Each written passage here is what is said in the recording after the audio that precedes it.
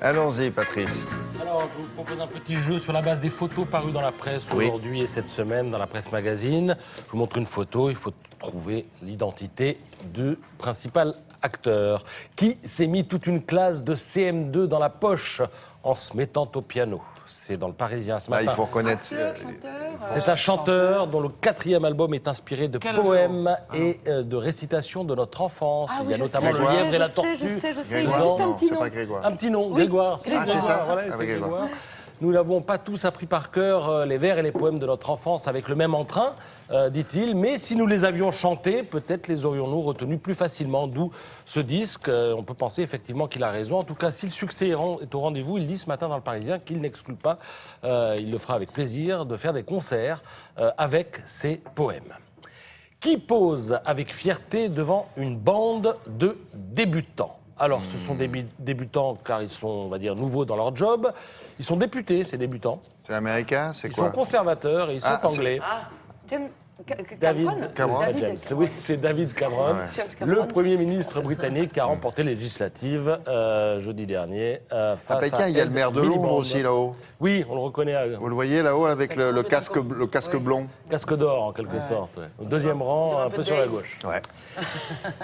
Qui retourne les brochettes comme pas deux, sans craindre de faire une tache de graisse sur sa cravate.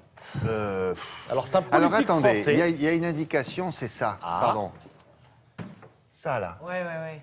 Ça c'est la Garonne, à mon avis. Alors effectivement, c'est un... Bravo William, parce que c'est un élu de cette région. Il est député maire Noël Mamère. de Bègle. Noël Mamère, effectivement. Voilà. J'allais vous dire, il a même travaillé à plusieurs- Je veux dire que j'ai À plusieurs. honteusement triché, c'est écrit en tout petit, en Ah bon, bleu. d'accord. pas le dire.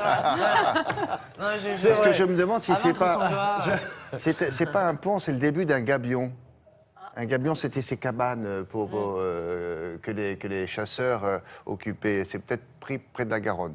C'est pas impossible, ça. C'est bien Noël Mamère qui a été le premier responsable politique à parler d'islamo-fascisme, il se démarquant ainsi de l'angélisme supposé ou réel d'une partie de la gauche. Vous pourrez lire tout ça dans lui longue interview.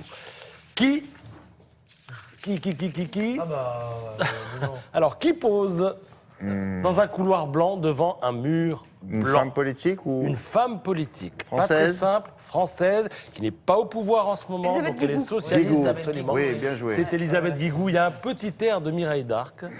Et alors, elle pose, parce qu'elle accorde une longue interview à ce magazine que je vous recommande, qui s'appelle Charles. Très belles photos, très bonnes interviews. Et elle évoque son expérience place Vendôme lorsqu'elle était garde des Sceaux, où elle recevait de petits cercueils avec son nom dessus. Ça lui faisait très plaisir, évidemment.